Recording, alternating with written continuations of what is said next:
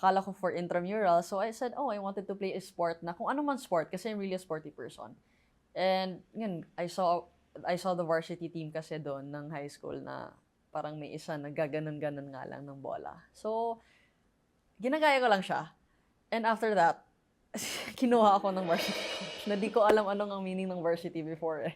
I thought it was just a team name nga lang eh. So doon nagsimula. Ng pangalan varsity. Yeah. Okay. And when I came home that day, I told Dad na, Dad, parang nasama ko sa volleyball varsity team. So nagulat siya.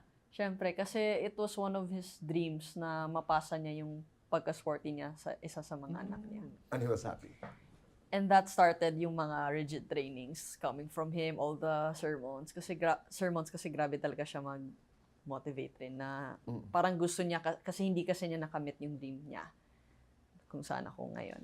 That's what I Pinasa meant. niya sa akin. That's what I meant by the journey.